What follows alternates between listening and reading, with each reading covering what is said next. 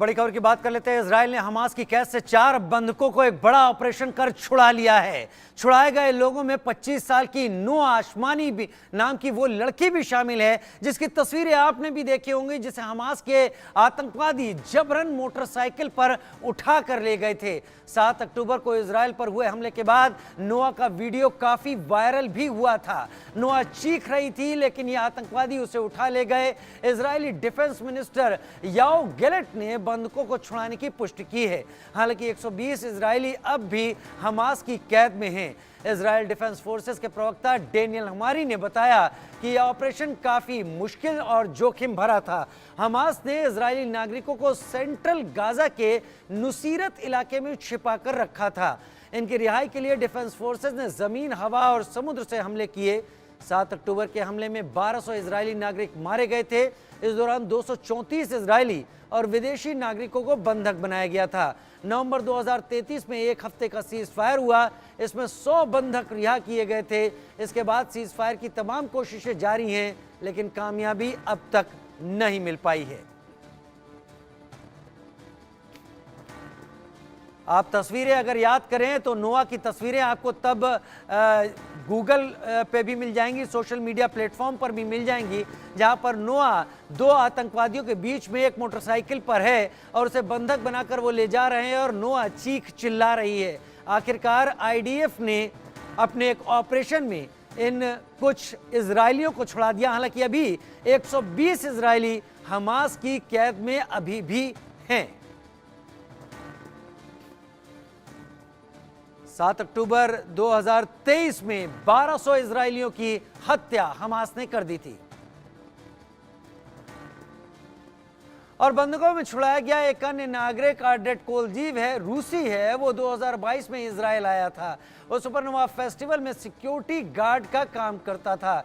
छुड़ाए गए बंधकों में अल्नोम शहर एक जैन भी है। जबकि हमास के लड़ाकों ने हमला किया तो उसने भी फेस्टिवल से भागने की कोशिश की थी। वो अपने दोस्त के साथ कार से भागने लगे, लेकिन कुछ ही दूरी तक गाड़ी चला पाए और फिर उन्हें रुकने के लिए मजबूर होना पड़ा था। तो ऐसे कई लोगों को छुड़ाया गया है। अभी भी 120 ऐसे लोग हमास की कैद में हैं, हमास की गिरफ्त में हैं।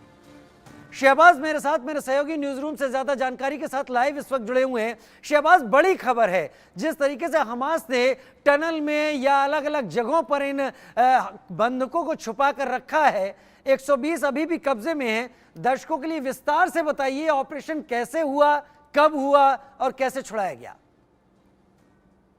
देखिए राजीव, सबसे पहले तो मैं अपने दर्शकों को ये बता देता हूं कि 7 अक्टूबर को जो ये हमला हुआ था, तो उसके बाद से आज जो है एक तरीके से कह सकता हूं कि पूरे 8 महीने और 1 दिन हो चुका है। आज 8 तारीख है और उसमें कई सारे जो है लोगों की मौत हो गई थी। अब जो खबर आई है उस खबर के मुताबिक ये कहा जा रहा है कि इजराइल ने हमास के कैद से 4 बंधकों को छुड़ा लिया है, जिसमें ये कहा जा रहा है कि सेना ने जो गाजा का जो नुसीरत इलाका है वहां पर फायरिंग की है और इस दौरान जो है ये ऑपरेशन को बड़ी खुफिया तरीके से अंजाम दिया गया है। इजराइलियों को छुड़ाने के लिए बाकायदा एक बहुत बड़ा ऑपरेशन चलाया गया। हालांकि इस ऑपरेशन में 50 फिलिस्तीनियों की मौत हुई है और कहा यह भी जा रहा है कि इजराइल की डिफेंस फोर्स जो है वो जानकारी दे रही है कि इसमें आपको एक लड़की को याद होगी जिसका नाम नोआ अरगनामी बताया जा रहा है, अरगमानी बताया जा रहा है। वो 25 साल की थी और आपको वो तस्वीरें भी याद होगी जब उसको जबरदस्ती जो हमास के आतंकी थे वो जबरदस्ती बाइक पर उठाकर ले गए थे और जिसके बाद से लगातार ये कोशिश की जा रही थी कि उन बंधकों को कैसे छुड़ाया जाए और उसके बाद जो है वो वीडियो काफी तेजी से वायरल हुआ था। इसके अलावा इसमें 3 और ऐसे जो बंधक हैं उनको भी छुड़ाया गया है। जो जानकारी मिल गई है कि इसमें ये कहा जा रहा है कि बंधकों को छुड़ाने के लिए काफी जो जोखिम उठाया गया है, खासतौर पर सेंट्रल गाजा के नुसरत इलाके में जो 2 अलग अलग जगह पर छिपे हुए थे ये लोग, वहां पर चाहे उनकी रिहाई के लिए डिफेंस फोर्सेज हो या फिर जमीन हो, हवा हो, समुद्र हो, इजराइल ने हर तरह का जो हथकंडा अपनाया है, हर तब जाकर इनको छुड़ाया है। एक इंपॉर्टेंट चीज मैं आपको और बता दूं कि ये लड़ाई अभी भी जारी रहेगी, क्योंकि जो नेतन्याहू है खुद वो इसको पल पल की अपडेट ले रहे हैं, जानकारी ले रहे हैं।